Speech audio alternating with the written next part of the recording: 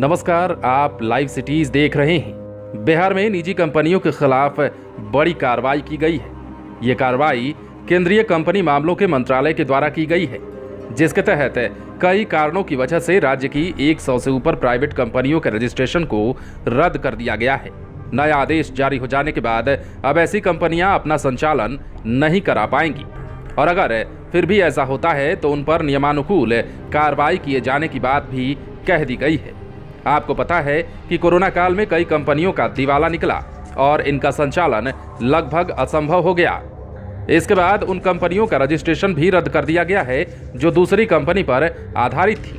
भारत सरकार के केंद्रीय कंपनी के मामलों के मंत्रालय ने बिहार से चल रही कंपनियों के खिलाफ बड़ी कार्रवाई की है। बिहार से निबंधित करीब 103 प्राइवेट लिमिटेड कंपनियों को विभिन्न वजहों से बंद करने का आदेश दिया गया है। इन कंपनियों को बंद करने के पीछे कई तरह की वजह बताई जा रही है।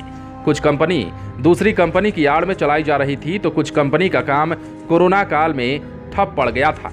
कोरोना काल की वजह से बड़ी कंपनी के द्वारा लगाई गई इकाई में उत्पादन शुरू नहीं हो पाया था। इस कारण भी इन पर कार्रवाई की गई है।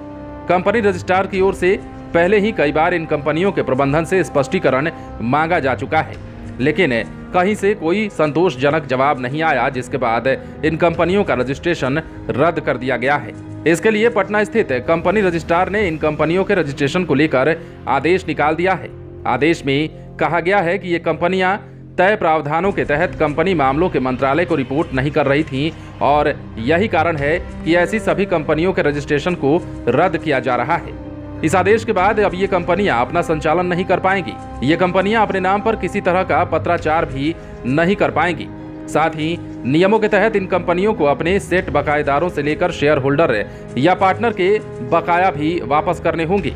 बहरहाल कंपनी के मामलों के मंत्रालय के द्वारा ये कार्रवाई तो की गई है, लेकिन आपको पता है कि कोरोना काल में कई ऐसे प्राइवेट कंपनियां थी जिनको दिवालियापन घोषित किया गया था और खुद से भी कंपनियों ने ये बात स्वीकार की थी कि कोरोना काल की वजह से उनका संचालन ठप होने की दिशा में अग्रसर है।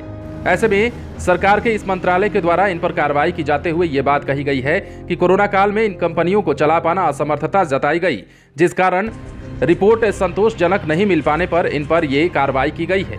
अब ऐसे में उन कंपनियों पर भी गाज गिरी है जो कंपनियां दूसरे कंपनी की आड़ में खुद को संचालित कर रही थी। बहरहाल आप बने रहें लाइव सिटीज के साथ।